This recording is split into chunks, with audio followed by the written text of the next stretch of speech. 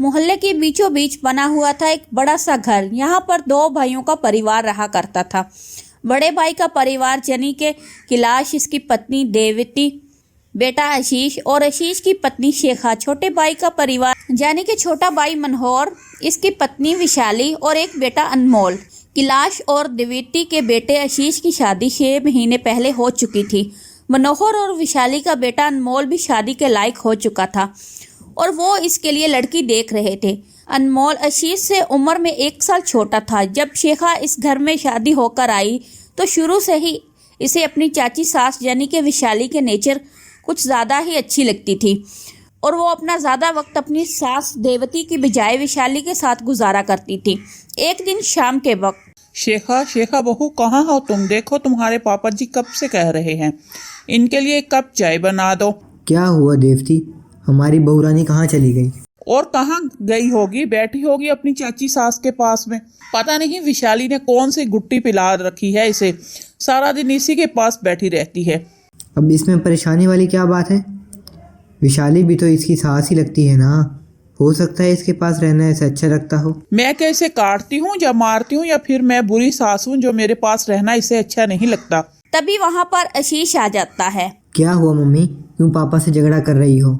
हाँ, इस घर में एक मैं ही तो हूँ ना जो बुरी हूँ, बाकी सब लोग तो बड़े भले हैं। मम्मी, अब ये किसने कहा कि आप बुरी हैं? मैं तो बस ये पूछ रहा हूँ कि पापा से झगड़ा क्यों कर रही हो। और शिका कहाँ है? इसी बात पर तो लड़ाई हो रही है बेटा। तुम्हारी पत्नी अपनी चाची सास के घर पर जाकर बैठी है और इस बात पर तुम्हारी माँ को आ रहा है गुस्सा। कुछ दिनों के बाद, शेखा बहू जरा मेरे पास तो देखो, मेरे पास ना कुछ नई नई साड़ियाँ रखी थी। मैं चाहती हूँ ये साड़ियाँ तुम अपने पास रख लो। लेकिन मम्मी जी ये साड़ियाँ तो बहुत ही ओल्ड फैशन वाली हैं, मैं ऐसे साड़ियाँ नहीं पहनती। अरे किसने कहा ओल्ड फैशन की साड़ियाँ हैं? अभी तुम्हारी शादी से महीने भर पहले ही तुम खरीद कर लाई थी, मेरे कुछ काम की नहीं आई। मैंने दुकान वाले से कहा था कि नए नए फैशन की साड़ियाँ देना, और तुम कह रही हो कि ये पुराने फैशन की हैं। वो क्या है ना मम्मी जी, विशाली चाची ने मुझे कल ही 4 साड़ियाँ दी हैं। वो बहुत ही सुंदर साड़ियाँ हैं और एकदम लेटेस्ट फैशन वाली। वैसे भी मुझे ना ये वाली पसंद नहीं है। अच्छा तो ये बात है, तुम्हें अपनी चाची सास की साड़ियाँ पसंद है, इसलिए अपनी सास की बेइज्जती कर रही हो? नहीं मम्मी जी, मैं आपकी बेइज्जती नहीं कर रही हूँ, बस ये कह रही हूँ कि मुझे चाची वाली साड़ियाँ ज़्यादा पसंद है। आप चाहो तो अपनी साड़ियाँ काम वाली भाई को दे दो ना। शेखा की बात सुनकर देवती को बिल्कुल भी अच्छा नहीं लगता। वो नाराज होकर वहाँ से चली जाती है। कुछ दिनों के बाद मनोहर कैलाश के पास आता है। अरे कैलाश भाई साहब, मैं अपनी फैमिली के साथ बाहर घूमने जाने का प्लान बना रहा था। अगर आप लोग भी साथ चल लेते तो अच्छा होता। हाँ देवती भाभी, इसी बहाने फैमिली आउटिंग हो जाती। 2 दिन के लिए बाहर चलना है, आप भी चलिए ना। नहीं विशाली, अभी तुम जाओ, अभी हमारा जाना नहीं होगा। वो क्या है ना, आशीष के पास ऑफिस का बहुत काम है, ऐसे में हम नहीं चल सकते। अगर ऐसी बात है भाभी तो कोई बात नहीं, तुम्हारी भाभी ठीक कह रही है।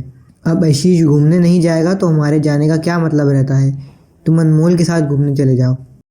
चाची जी वैसे एक बात कहूँ, मुझे भी ना बहुत दिन से घूमने का मन कर रहा था। आप मुझे अपने साथ ले चलिए ना। क्यों नहीं, तुम कोई पराये थोड़ी ना हो। अगर तुम चाहती हो तो तुम हमारे साथ चलो।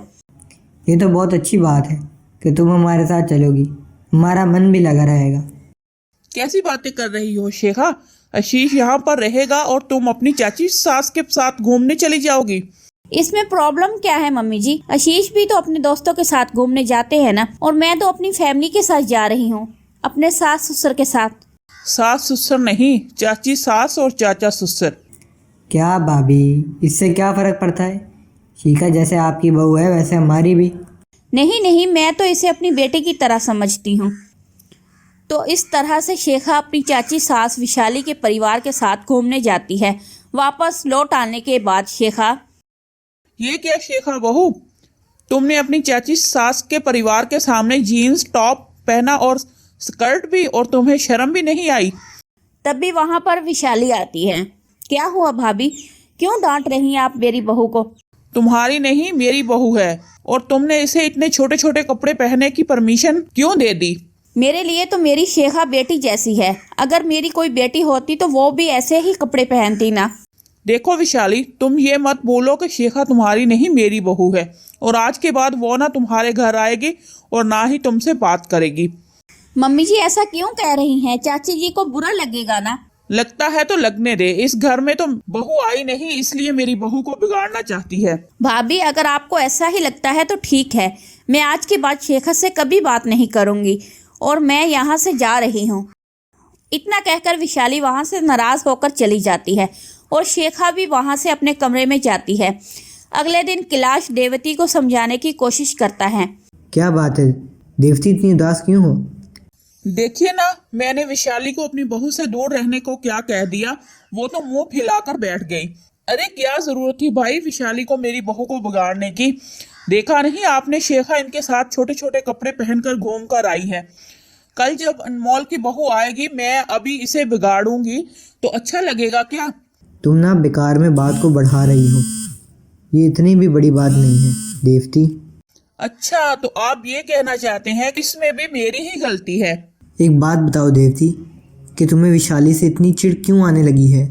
पहले तो तुम इसके साथ बहुत अच्छे से रहती थी। जब से मेरे बेटे की शादी हुई है ना, विशाली मेरी बहू को अपनी तरफ करने की कोशिश कर रही है। देखो देवती, शिका कोई दूध पीती बच्ची तो नहीं है जो किसी के कहने पर वो इसकी तरफ हो जाए। आप कहना क्या चाहते हैं? मैं यही कहना चाह रहा हूँ कि शिका तुम्हारी बहू है और तुम्हारी ही रहेगी।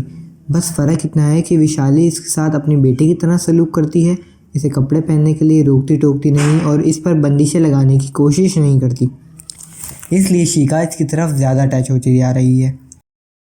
क्या अगर मैं अपनी बहू को बेटी की तरह रखूंगी तो वो मुझसे भी ज्यादा बातें करने लगेगी? हाँ बिल्कुल ऐसे ही होगा।